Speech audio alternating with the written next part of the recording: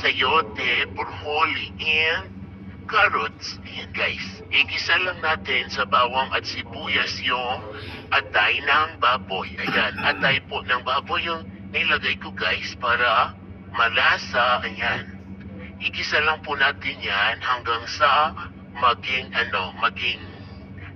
golden brown. Then, pagka medyo okay na siya guys, ay lagyan po natin ng asin tsaka paminta. Ayan. Haluin lang natin. Then, ilagay na rin natin yung ating pinatunaw na cornstarch with cubes and oyster sauce. Ayan guys. Then, unti-unti na natin ilagay yung ating mga gulay. Ayan. Tapos, haluin lang natin para maluto lahat. Ayan.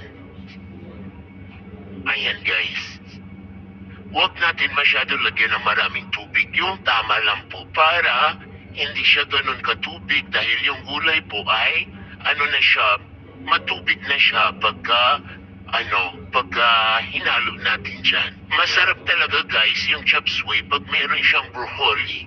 Ayan guys, paborito kasi yan ni Ate Julia yung broccoli kaya nilagyan ko siya guys. Ayan, after natin mahalo guys, takpan lang natin ng saglit. Ayan. At nung binuksan ko na, ayan na siya guys. Medyo malapit na siyang maluto. Ayan.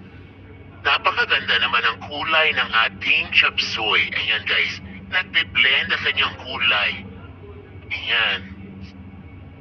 Masarap talaga minsan kumain ng gulay para hindi naman puro meat. Para balance yung ating pagkain. Ayan guys, sabi nga kumain tayo ng gulay para humaba yung ating buhay. Ayan. Masustansya talaga guys pag may gulay sa pagkainan. Ayan. Thank you for watching guys. And kumain po tayo ng maraming gulay.